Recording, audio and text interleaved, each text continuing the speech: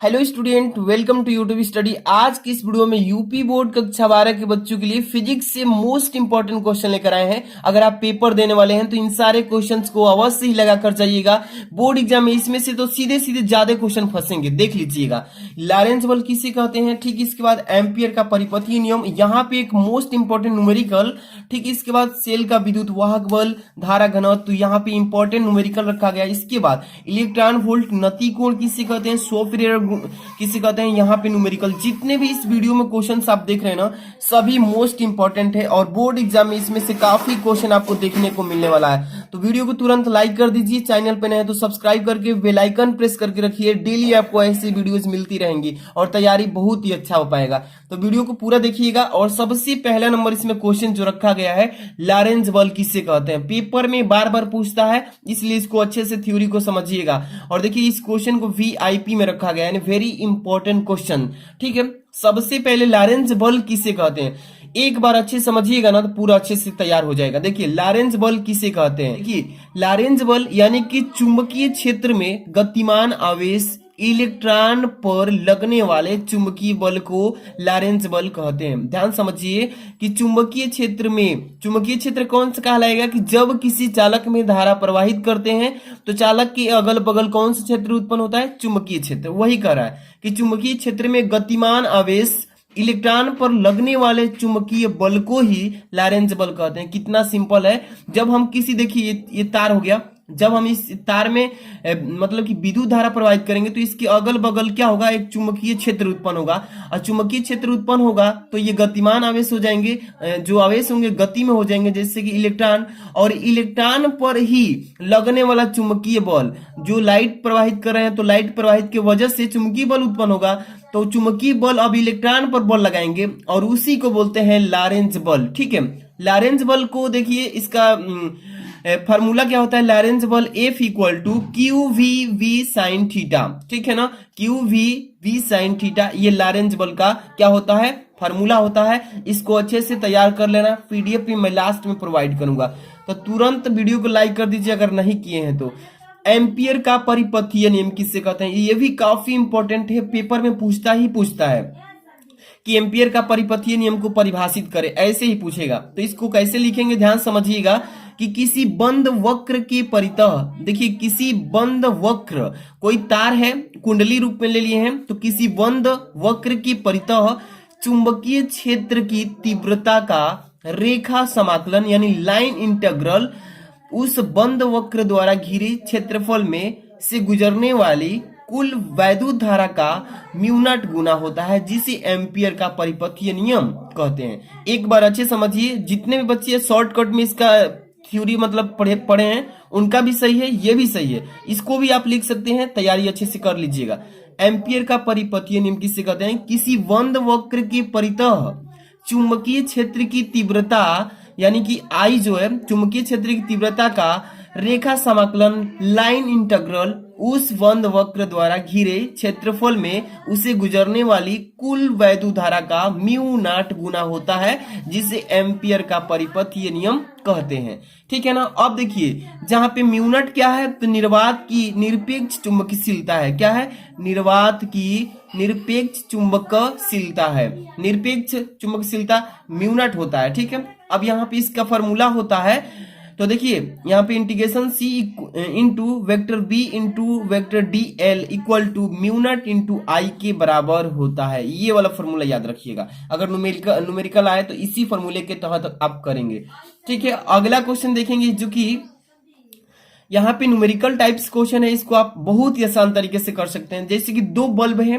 एक 60 वाट का है जिसमें 220 वोल्ट विभवांतर त्वरित किया जाता है, तथा एक 40 वाट का बल्ब है जिसमें भी 220 वोल्ट को कितने 220 वोल्ट के मेंस से श्रेणी क्रम में जोड़ा जाता है। तो जब भी आप याद रखिएगा कि श्रेणी क्रम में जोड़ा जाएगा तो इसमें जो धारा प्रवाहित होगी समान रूप से प्रवाहित होगी।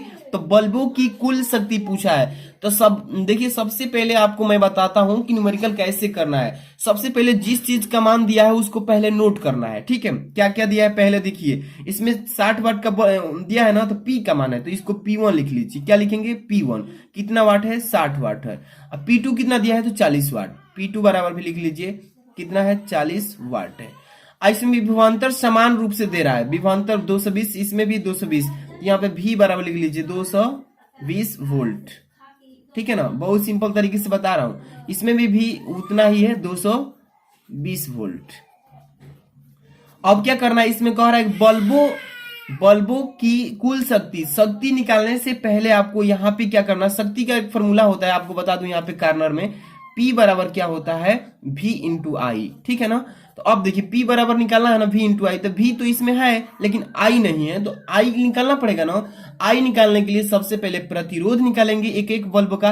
पहले 60 वाट वाला बल्ब का प्रतिरोध निकाल लेंगे एक बार, ठीक इसी तरीके से 40 वाट वाला का एक बार प्रतिरोध निकालेंगे। चलिए सबसे पहले यहाँ पे लिखेंगे P1 का प्रतिरोध, यहाँ पे चलिए तो यहाँ पे प्रतिरोध निकालेंगे ना, तो लिखेंगे प्रतिरोध। ठीक है, प्रतिरोध R1 मान लेते हैं पहला के लिए। R1 बराबर सूत्र होता है V स्क्वायर बटे में P, यानी V इसको मानेंगे V1, अब P1 है ही, तो यहाँ पे लगा सकते हैं V1 P1, इतना हो जाएगा ना। अब चलिए मान को पुट कीजिए, R1 बराबर V का मान कितना है 220 का वर्ग कर दीजिएगा बटे में P कितना है तो 60 वाट। ठीक है, अब चलिए R1 बराबर लिखिए 220 गुणे 220, अब बटे में क्या लिखेंगे, यहाँ पे 220 होगा, अब बटे में 60। ठीक है, इसको जब काट देंगे तो 1 0 से 1 0 कैंसिल, ये 11 हो जाएगा, ये नीचे हो जाएगा 3। ठीक है, 2 से ऊपर नीचे काटे हैं, 3 से कटा देंगे, या उसको जब हम डायरेक्टली R1 बराबर लिख सकते हैं 220 गुणे 11 अब बटे में 3 से भाग दे देंगे और इतना से गुणा करके तो डायरेक्ट आएगा 807। ठीक है, ओम, ये आ गया हम लोग का R1। इसी तरीके से अब इस बल्ब का भी प्रतिरोध निकाल लेंगे, सेम यही फॉर्मूला पे। ठीक है ना, प्रतिरोध यहाँ पे लिखेंगे प्रतिरोध R2 बराबर क्या लिखेंगे, R2 बराबर यहाँ पे V स्क्वायर, इसको V2 मान लेते हैं। ठीक है ना, V2 क्योंकि V1 यहाँ पे था, तो V स्क्वायर यानी V2 का स्क्वायर बटे में P2। ठीक है ना, ये P2 है, तो यहाँ पे इसका मान रखिए R2 बराबर, दूसरा प्रतिरोध निकाल रहे हैं बल्ब के लिए, तो यहाँ पे कितना है 220, यहाँ पे गुणे 220, अब बटे में कितना हो जाएगा P कितना है 40 दिया है। हल करेंगे R2 बराबर कितना होगा, इसको काट देंगे 1 0 से 1 0, 2 से 11 बार में कट जाएगा, 2 दूनी के 4, फिर 2 से काट दीजिए, 2 कम 2, यानी कि 110 गुणे 11, 110 गुणे 11 करेंगे तो 1210 ओम आ जाएगा। ठीक है, तो ये दूसरा प्रतिरोध भी हम लोग निकाल लिए। अब निकालेंगे धारा, क्या निकालेंगे, धारा। तो सबसे पहले दो प्रतिरोध हो गए R1 R2, तो इसका तुल्य प्रतिरोध पहले निकाल लेते हैं। श्रेणी क्रम में जुड़ा है, तो यहाँ पे सूत्र लगा लेंगे, कैपिटल R बराबर हो जाएगा R1 प्लस R2। ठीक है ना, अब चलिए R1 का मान रखिए कितना है 807 है, अब प्लस R2 का मान 1210 है, 1210। अब इसको सॉल्व कर लीजिएगा, जोड़ेंगे तो ये आ जाएगा 2017। ठीक है, देख लीजिए 1210 और 807 2017 ओम आ गया। ठीक है, 2017 ओम। अब इसके बाद हम लोग धारा निकालेंगे, क्या निकालेंगे, धारा। चलिए 220 वोल्ट के में जोड़ा है ना, तो विभवांतर जो है V बराबर 220 रख लेंगे। ठीक है, वोल्ट। इसके बाद अब यहाँ पे हम लोग धारा निकालेंगे I, तो धारा बराबर सूत्र क्या होता है, I बराबर V बटे R, होता है कि नहीं, होता है। चलिए अब यहाँ पे फॉर्मूला रखिए, V का मान कितना है 220 अब बटे में R, अभी हम लोग कितना निकाले हैं, तुरंत 2000 कितना निकाले थे 17। अब इससे भाग जब देंगे तो ये क्या हो जाएगा, तो यहाँ पे हम लोग चाहे इतना ही रख देते हैं क्योंकि I का मान हम लोग का आ गया कितना 220 अब बटे में 2017। ठीक, ये I का मान। अब हम लोग कुल शक्ति पूछा था, देखिए पूछा ना कुल शक्ति बताइए, तो कुल शक्ति निकालेंगे ना, तो यहाँ पे सूत्र हम बताए थे ना, कुल शक्ति के लिए फॉर्मूला होता है P बराबर V इंटू I, यही होता है ना। चलिए V का मान अभी हम लोग रख लेते हैं, कितना है 220 है, I का मानवा जो है यहाँ से उठा कर कितना रख लेंगे, तो ये हो जाएगा 220 अब बट्टे में कितना आ जाएगा 2017। हल करेंगे, काट देंगे पूरा सॉल्यूशन के बाद, तो ये देखिए कितने बार में कट जाएगा, तो 23.996 इतना बार में। आई देखिए दशमलव के बाद 5 से बड़ा रहता है तो इसको बढ़ा कर लिख देते हैं, तो 24 भी लिख सकते हैं, 24। और यहाँ पे शक्ति का मात्रक वाट होता है, क्या होता है, वाट। तो ये हो जाएगा इसका आंसर। ठीक है, इसी तरीके से आपको करना है। अगला क्वेश्चन चलेंगे, देखिए इसमें अगला क्वेश्चन है इलेक्ट्रॉन वोल्ट किसे कहते हैं। पेपर में 1 नंबर का तो ये पूछता है कि इलेक्ट्रॉन वोल्ट किसे कहते हैं, तो इसको तैयार कर लेना कि 1 इलेक्ट्रॉन वोल्ट इसको ईवी लिखते हैं। इलेक्ट्रॉन वोल्ट को क्या लिखते हैं? ईवी लिखते हैं। तो एक इलेक्ट्रॉन वोल्ट वह ऊर्जा है जो कि एक इलेक्ट्रॉन पर जो ई बराबर होता है 1.6 × 10⁻⁻19 कूलाम, वही कह रहा है कि जो कि एक इलेक्ट्रॉन पर 1 वोल्ट विभवांतर पर त्वरित होने पर प्राप्त करता है, उसी को एक इलेक्ट्रॉन वोल्ट कहलाता है या उसी को कहते हैं। ठीक है, एक बार फिर से, एक इलेक्ट्रॉन वोल्ट किसे कहते हैं? एक इलेक्ट्रॉन वोल्ट वह ऊर्जा है जो कि एक इलेक्ट्रॉन यानी एक इलेक्ट्रॉन बराबर इतना 1 वोल्ट विभवांतर पर त्वरित होने पर प्राप्त करता है, एक इलेक्ट्रॉन वोल्ट कहलाता है। ठीक है, इसको अच्छे से तैयार कर लेना। पेपर में 1 नंबर का ये पूछता है कि एक इलेक्ट्रॉन वोल्ट को परिभाषित कीजिए। ठीक है, तो तैयार कर लेना। इसके ठीक बाद अगला क्वेश्चन देखिए, क्या है? नति कोण। क्या है नति कोण? किससे कहते हैं? अच्छे से इसको तैयार कर लेना। यहाँ पे देखिए हेडिंग में पूछेगा कि नति कोण को परिभाषित करें, तो क्या लिखेंगे कि नति कोण वह कोण होता है, या कहेंगे कि नति कोण वह कोण है जो चुंबकीय में यहाँ पे पृथ्वी के चुंबकीय क्षेत्र VE के दिशा तथा क्षैतिज दिशा के बीच बनता है, जिसे नति कोण कहते हैं। ठीक है, एक बार फिर से, नति कोण वह कोण है जो चुंबकीय क्षेत्र या चुंबकीय में पृथ्वी के चुंबकीय क्षेत्र BE, यानी कि यहाँ पे चुंबकीय क्षेत्र B होता है, ई माने पृथ्वी का चुंबकीय क्षेत्र की दिशा तथा क्षैतिज दिशा के बीच बन जाए, उसी कोण को नति कोण कहते हैं। ठीक है, तो इसको अच्छे से तैयार कर लेना। इसके बाद है स्वप्रेरण। क्या है? स्वप्रेरण किससे कहते हैं?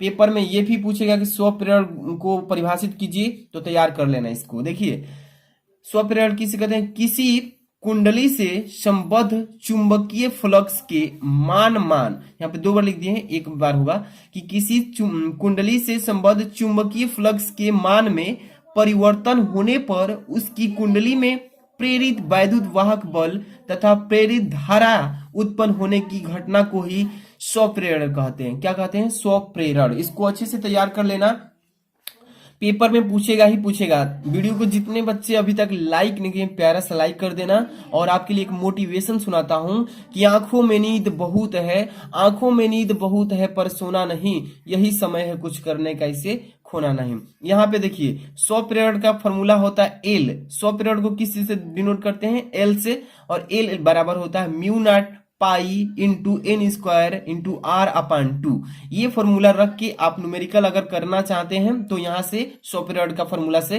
निकाल सकते हैं। ठीक है, इसको अच्छे से तैयार कर लेना एक एक क्वेश्चन को। अगला क्वेश्चन देखिए, ये है आपका न्यूमेरिकल टाइप। लिखा है यहाँ पे कि 10 पिकोफैरड। क्या पढ़ेंगे? 10 पिकोफैरड का एक संधारित्र 50 वोल्ट बैटरी से जुड़ा है। अब संधारित्र में कितनी स्थिर विद्युत ऊर्जा संचित होगी? तो यहाँ पे इसके लिए फॉर्मूला लगाएंगे। आप फटाफट से इसका सलूशन बता रहे हैं। देखिए, सबसे पहले जो चीज दिया इसमें उसको पहले तो नोट कर लेना है। ठीक है, चलिए, सबसे पहले क्या दिया इसमें? यहाँ पे 10 पिकोफैरड। तो ये संधारित्र C बराबर मान दिया है कितना? 10 पिकोफैरड। ठीक है, इतना तो नोट हो गया। इसके बाद 50 वोल्ट यानी कि विभवांतर दिया है, तो V का मान कितना है? 50 वोल्ट। ठीक है ना, इतना क्लियर हो गया। अब देखिए, इसके बाद सबसे पहले हम लोग क्या करेंगे? देखेंगे कि जो मान दिया है सही मात्रक में दिया है या नहीं। तो देखिए, संधारित्र का मान जो दिया है 10 पिकोफैरड, तो संधारित्र का मात्रक होता है केवल इसका फैरड में होता है, लेकिन पिकोफैरड में दिया, तो पिकोफैरड को फैरड में चेंज करेंगे। तो यहाँ पे देखिए 10 की पावर -12 से यहाँ पे गुणा कर देंगे तो फैरड में चेंज हो जाएगा। देखिए 10 यहाँ पे गुणे 10 की पावर -12, यहाँ पे फैरड लिख सकते हैं, फैरड।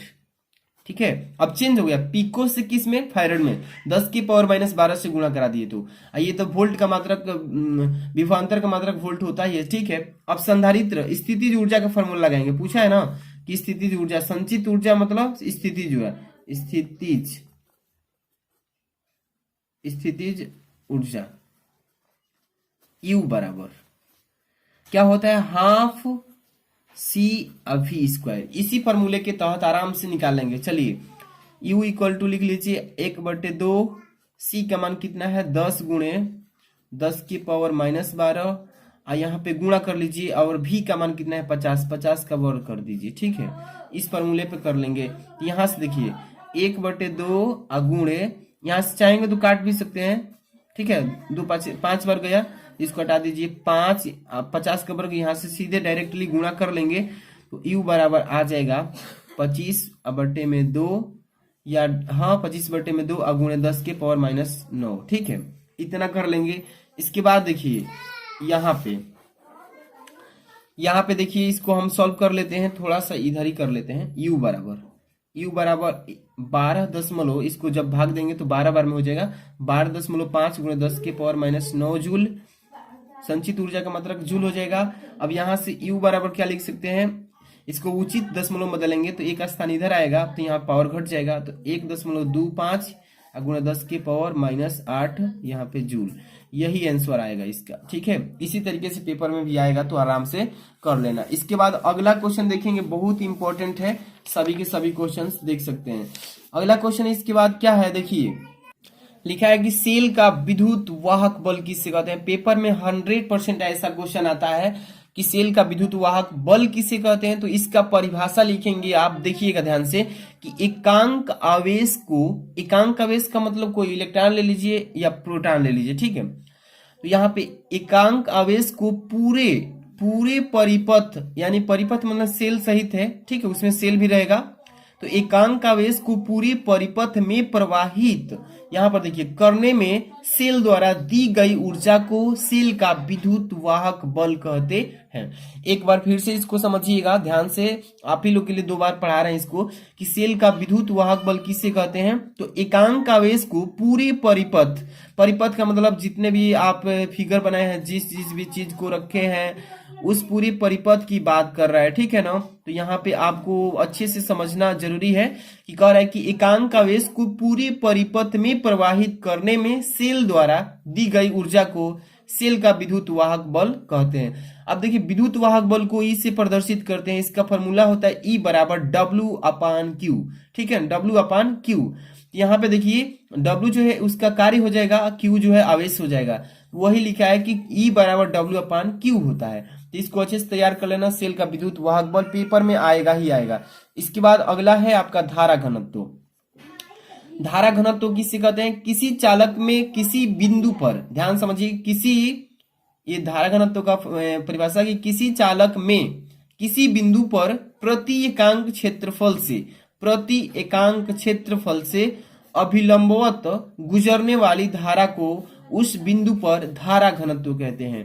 पेपर में आता है धारा घनत्व को परिभाषित करें तो लिखेंगे किसी चालक में किसी बिंदु पर प्रति एकांक क्षेत्रफल से अभिलंबवत गुजरने वाली धारा को उस बिंदु पर धारा घनत्व कहते हैं।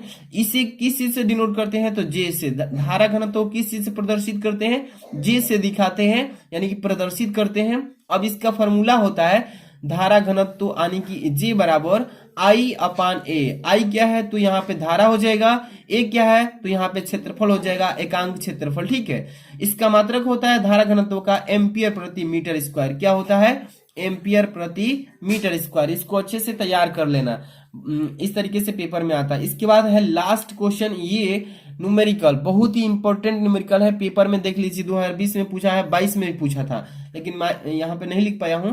लेकिन यहाँ पे देखिए कि 12 वोल्ट विद्युत वाहक बल, यहाँ पे 12 वोल्ट विद्युत वाहक बल तथा 3 ओम आंतरिक प्रतिरोध बैटरी को किसी प्रतिरोधक से संयोजित किया गया है। ठीक है, यदि परिपथ में धारा जो है 0.5 एम्पियर है तो जुड़े प्रतिरोध का मान ज्ञात कीजिए। सबसे पहले तो न्यूमेरिकल करते समय आपको ये मालूम होना चाहिए कि किस चीज का मान दिया है। अगर मान समझ में आ रहा है कि हाँ इस चीज का मान है तो ही आप फॉर्मूला लगा के तब सॉल्व कर पाएंगे, नहीं तो नहीं आएगा। तो समझिए पहले किस चीज का मान दिया है। सबसे पहले 12 वोल्ट दिया है ना, ई का मान दिया है, विद्युत वाहक बल, यहाँ ई लिख लेते हैं 12 वोल्ट। ई बराबर क्या लिखेंगे, 12 वोल्ट। ठीक है, इसके बाद ये 3 ओम आंतरिक प्रतिरोध कहता है तो स्मॉल आर का मान है, किस चीज का, स्मॉल आर का मान है 3 ओम। ठीक है, 3 ओम हो गया। इसके बाद इसमें देखिए 0.5 एम्पियर धारा है, धारा लिखा है ना, धारा को आई से डिनोट करते हैं 0.5 एम्पियर। 3 चीजें क्लियर हो गया। इसके बाद अब हम क्या करेंगे, सबसे पहले फॉर्मूला लगाएंगे। यहाँ पे आई बराबर क्या होता है, कैपिटल ई विद्युत वाहक बल अपान यहाँ पे capital R plus small r. ठीक है, इसी फॉर्मूले पे हम रख के हल करेंगे। चलिए स्मॉल आई का मान कितना है, 0 लिख लेते हैं 5। ठीक है, बराबर ई का मान कितना है 12 वोल्ट, तो 12 वोल्ट लिख लेंगे। इसके बाद कैपिटल आर का मान नहीं दिया है यहाँ पे ऐसे ही रहेगा। अब प्लस स्मॉल आर का मान आंतरिक प्रतिरोध कितना ओम है, 3 ओम है।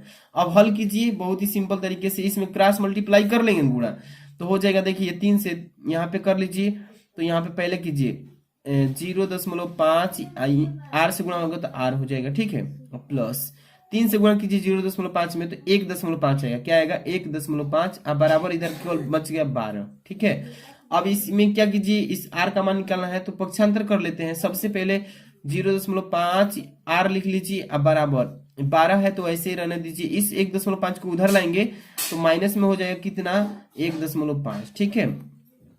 अब 0.5 आर आप घटाएंगे तो ये कितना आ जाएगा, 10.5 आएगा, ठीक है। 12 में से 1.5 घटाएंगे 10.5 आएगा। आर का मान निकालना है, आर बराबर 10.5, अब बटे में आ जाएगा 0.5। एक एक अंक पर दशमलव लगे हैं, दोनों हट जाएंगे। तो अब 5 से घटा दीजिए, कितने बार में, 21 बार में कट जाएगा, कट गया ना 21 बार में। तो आर का मान कितना आ गया हम लोग का, आर बराबर 21 ओम, ठीक है। यही हमें निकालना था। तो इसी तरीके से करना है। जितने भी बच्चे को अभी पीडीएफ चाहिए तो वीडियो को तुरंत लाइक करना होगा, और चैनल पर नए हैं तो सब्सक्राइब करके बेल आइकन प्रेस कर लीजिए, ताकि आपको ऐसे डेली वीडियोस मिलती रहे। मिलते हैं नेक्स्ट वीडियो में। Thanks for watching.